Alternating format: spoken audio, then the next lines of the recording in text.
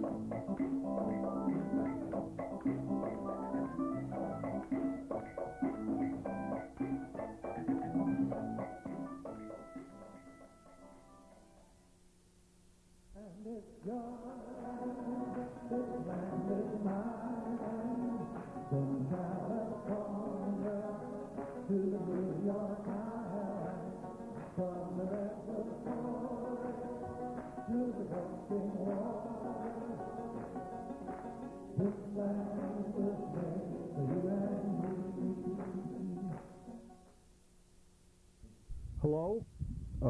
We're starting this program off at the street department, and today, as you may notice, we're going to be talking about some of our snowplow machinery and how we intend to deal with snow this winter. And I'm delighted to have with me, if you can see him over here, Bryan Osbourne, who is head of the street division of the Public Works Department, who ultimately has the responsibility for making sure that when the snow comes, our streets are going to be as clear as quickly as they possibly can be.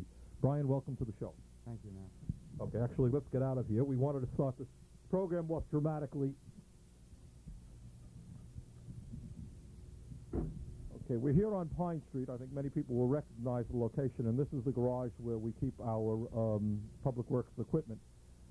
Bryan, let me recollect an incident that happened to me many years ago. It was actually just after I was elected mayor. It was about 4 o'clock in the morning, and I received a friendly telephone call from one of our constituents who said, "You're the new mayor, right? Well, I can't get to work because the street department has blocked me in as a result of their snow plowing." That was the very first call that I got regarding problems associated with snow plowing, and since that time we have gotten many, many more. I think when the snow comes, people expect the city to do as good a job as it possibly can, and I think, in fact, in the last few years we have been doing an excellent job.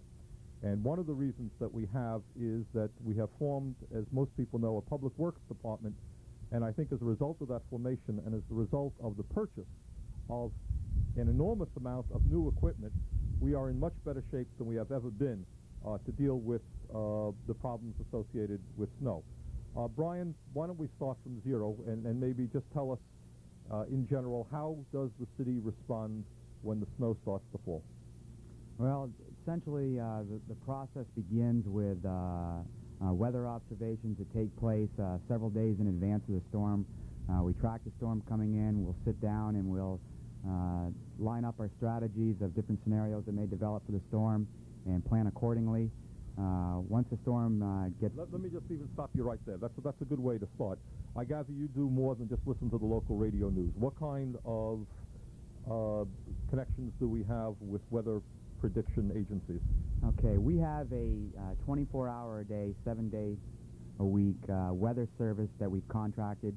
It's out of Bedford, Massachusetts Weather Services, and they supply us with weather information 24 hours a day. They'll update the storms. They'll let us know exactly what we're going to expect and what we're going to have to deal with. We also have a cable drop, which ties us into Atlanta, Georgia, the National Weather Channel. And we also have a direct line into the Burlington International Airport Tower. We take advantage of their meteorologists and their radar capabilities. Okay, so in general you're saying we're in pretty good shape, at least in as humanly possible. I'm sure all these guys also screw up now and then, but... Yeah, there's a lot of variables involved in forecasting weather, but 99 times out of 100, we know it's coming, and we have a pretty good idea when. One time out of 100, you may get caught, but usually we can respond to that pretty quickly. Okay, so now you've listened to your weather services, and a storm is coming. What happens? Okay, we'll sit down and we'll develop a number of different scenarios that may develop and plan how to accommodate each one. When the storm is very close, we will begin speaking frequently with the tower at the airport, and they can generally tell us exactly when the storm is going to come into Burlington, what the temperatures are going to be. At that point, we'll begin bringing people in and have them in the yard here and ready as the storm's coming into Burlington, so that we can get out very quickly. In dealing with a snowstorm, timing is everything. You have to be ahead of it. Okay, let's say the snow starts flying at 4 o'clock in the afternoon. What happens? Essentially what we do, depending on what type of storm it was, we would immediately get out on the main drags, the hill sections, main entries and exits in and out of the city, and get down a salt brine to eliminate that bonding of snow and ice to the road, reduce the rate of accidents, and get the traffic out of Burlington. Once that has been completed, depending on what the storm was going to do, we'd either go into a full-scale plowing operation, or if it was a light storm, the salt may take care of all of it for us, and we may not have to deal with it any further. But the important thing at that time of day is to get the traffic out of the city and get the roads open so that we can deal with it a little more effectively without all the cars in our way. Okay, if it's an average type storm, when do the crews really start going full blast in trying to clean the streets and get the snow off the streets? Okay, generally we will fully engage our plowing operation at about 2 or 3 inches. Now, human resources becomes a big factor in a storm. If it's a situation where we can sit on it a little bit and let it develop and hold our crews out of it and then bring them in at a later time, we'd certainly do that. Some of these storms go on, as you know, for 24, 30, 48 hours, and it's very important to conserve our resources. But generally, we will begin plowing. Conserving your resources, I don't know if the viewers mean that. You're talking mostly about human resources and the fact, yes. I mean, one of the points that I think we want to make is, I'm sure most viewers understand, that running these machines, whether they're sidewalk machines or the street machines, in bitter cold weather with snow all over the place is not an easy job. And we demand a lot of our workers who do that, but obviously there is a limit to their endurance. How long might we ask people to stay out? Well, normally we don't want anyone to work more than an 8-hour shift, but more frequently than not we end up working 12 hours, sometimes more. When we get past 12 to 16 hours, it becomes a decision that if an individual feels that he can continue, and we've made an evaluation that he can and remain safe on the roads, we will allow him to do so. Otherwise, he will be rotated out. Someone else will replace him, whether it be a city employee or whether we would take advantage of some of our contract assistants. Okay. All right, I interrupted you, but why don't you continue on your description as to what happens when the storm is here? Well, generally we'll begin to plow at 3 inches. Our plowing operation consists of about 12 routes. The first thing that we do is we go out on all the main drags. We open those up, get them cleared, all the primary routes, then the trucks break off into their secondary routes, and we'll begin plowing developments and side streets and things like that. It takes probably 6 to 8 hours to complete the routes. Many storms, it becomes a requirement to do this a couple of times as necessary. And if the weather holds out for us and it ends in a timely fashion, we'll come in the following day and we'll clean the storm up. We'll push everything back to the curb and make room for parking, as well as additional space to store the next snowstorm in. Bryan, how many routes might we be doing simultaneously? How many crews do we have out at the same time? Well, on the streets, primarily we're dealing with 12 different routes, but under a severe storm condition, we would increase the number of routes and therefore reduce the time it takes to do each route to deal with heavier accumulations. At times, we would be addressing about 18 street routes and 7 sidewalk routes. Okay. Other than to say that I have detected, I think some of the polls that we have done in the last year have detected people's perception that we are now doing, I think, a better job than we've ever done before. you want to add anything to that before we maybe take a look at some of the machinery that we have? Well, I think that's a good point. We ran a study that was conducted by the University of Vermont. It was an independent study. It covered about 300 citizens, and the consensus was that from a public perception standpoint, the quality of snow removal increased. We had about 78% of the people that felt that the program was at least good or excellent, as where the majority of the people in previous years, through studies that were done at that point, felt that at best it was fair. I mean, I think the truth is you're not going to please all of the people all of the time, and I think sometimes people just don't understand what's involved, and the calls come in, well, why wasn't my street done, and so forth and so on. But I do think that the vast majority of the people understand the difficulty of dealing with the many, many miles of streets and sidewalks that we have, and I think are perceiving that we're doing a good job. All right, what do you think about taking a little walk around here and Sure. introducing some of the machinery that we have to the people? All right, we have 2 sidewalk vehicles here. What is this about? Well, the machine here is a track-mounted Bombardier. It's a very powerful machine. We own 2 of these. We typically put them in areas where we get a lot of drifting, where we have to move a lot of snow. We've had these for a few years. They're a very reliable machine, and they do a super job for us. The machine next to it, this is... And what you can do is fit the front of it with the equipment that you want. So you're looking at the same machine here, which has different equipment. That's correct. This particular machine will take a V-plow, as you see on it, or a straight blade plow, depending on the application of the machine, where we're using it, and what we want to accomplish with it. The machine next to it is a 4-wheel drive articulating trackless sidewalk machine. We recently purchased 2 of these. These are extremely versatile machine. They will take a number of attachments. What you see on it here is a blower, which we typically use when the snow accumulations become very heavy. We use it to clean out handicap ramps, bus stops, things of that nature, and it's a very useful tool. Primarily, this is a plowing machine. It will take a V-plow or a straight blade plow, and it also takes a variety of other attachments, including a sweeper and a mower.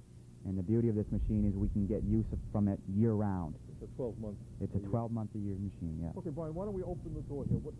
Let's ask our viewers to imagine with us that we're in here. What's going on? What do we have in here? Okay, this is probably one of the more comfortable machines there are to operate as far as sidewalk vehicles. The terrain in Burlington is very rough. The sidewalk routes typically develop slower than the street routes. Takes anywhere from 8 to 10 hours to complete a sidewalk route, and to put it frankly, the people take a real pounding in on the sidewalk routes. But this is probably one of the more comfortable machines that we have. There are a number of controls within this machine. It's more sophisticated than the older ones. The operators have to be very well trained on these. They have a variety of different controls and responsibilities that they need to have a good handle on, and it's not a machine that anyone could get in and run. It's not as simple as steering it and pressing the gas. There's a lot more to it than that. Is there adequate heating in here? Yeah, there's very good heat in this machine. There are also but the installation of radios in our equipment becomes very important during the long nights, and when they're out there for 10 to 12 hours, helps keep them awake, prevents them from becoming drowsy, and it's something that certainly has a beneficial effect on the operator's morale as well. Okay. What we're looking at now is the basic street plowing fleet, truck fleet that we have acquired over the last few years. Brian, I remember not so many years ago that what we had right down here was almost a museum of antiquated snow plowing equipment. In fact, one of the problems that we had years ago is that the guys were spending half of their time fixing what we had rather than being out on the streets getting rid of snow.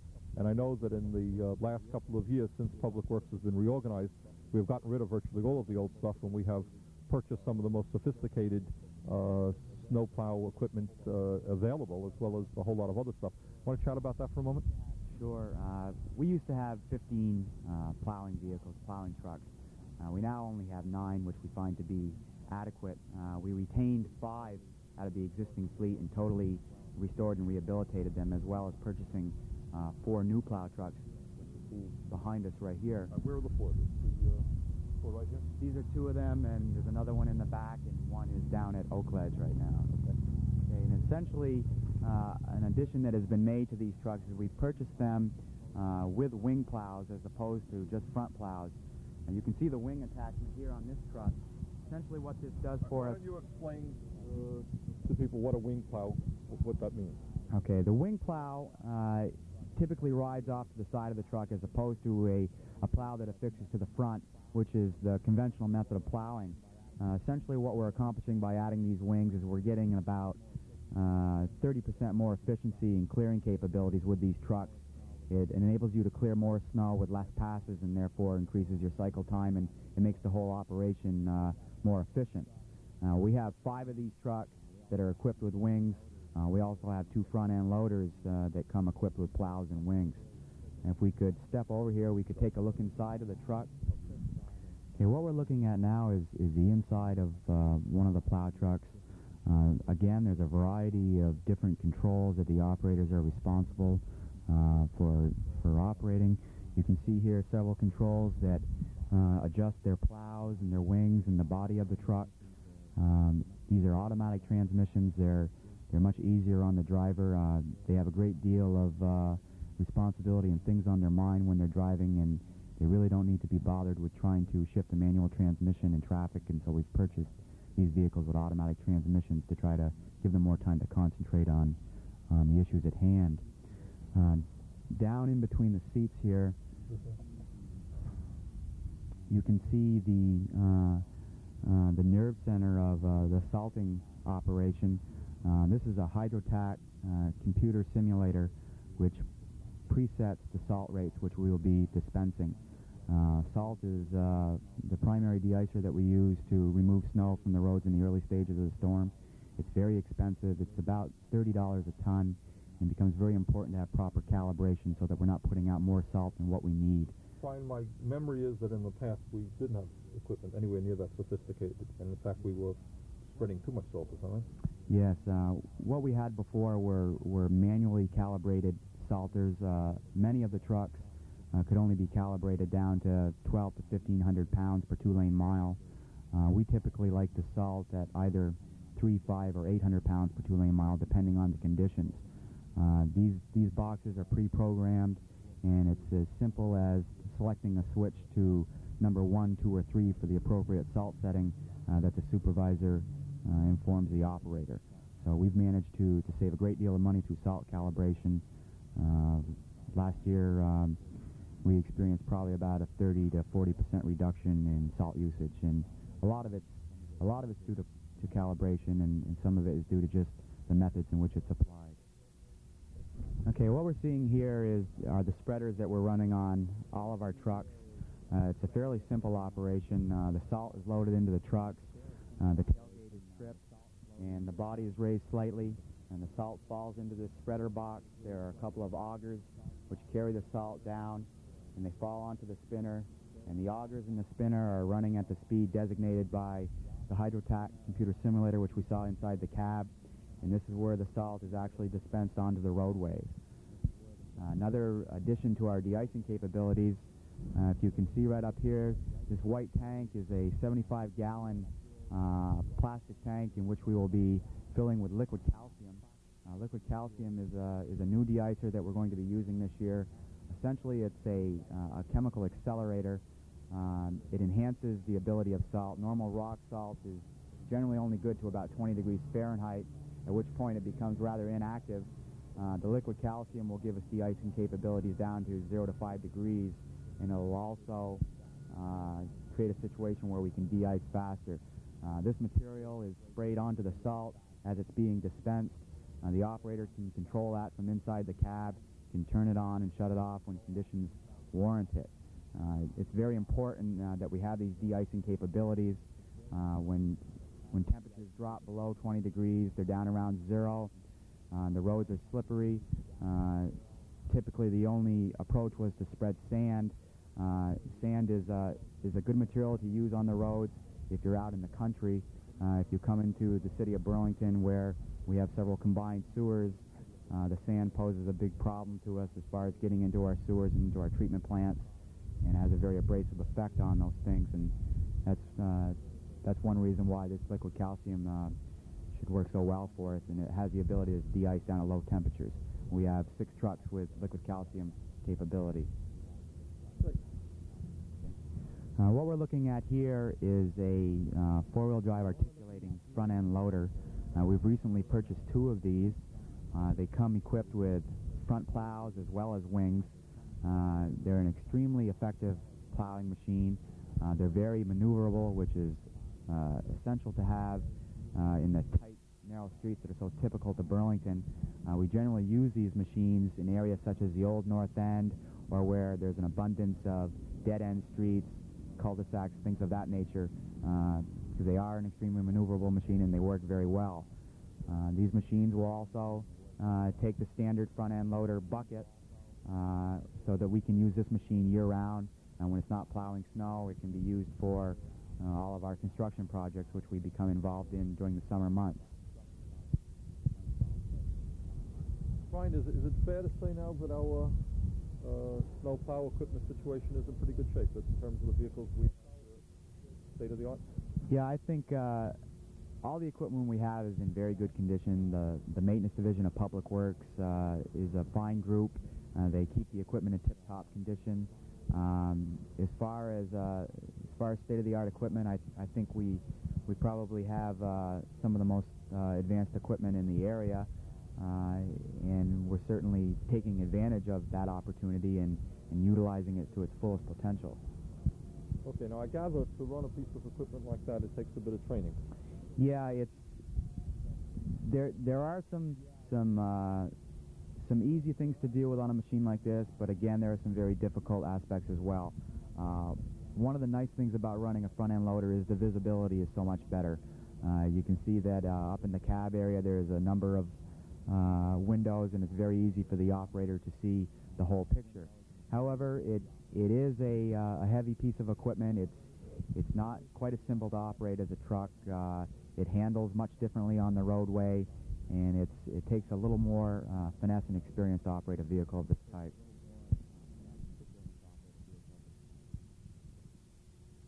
Okay, here we have our motor grader. This machine is run in the business district of Burlington in the downtown areas. The difference between a motor grader and a conventional plow is the motor grader has the ability to apply down pressure to the blade, and therefore we get a much better scraping effect. The rest of the plows on our equipment essentially float. The only down pressure is generated by the weight of the plow itself.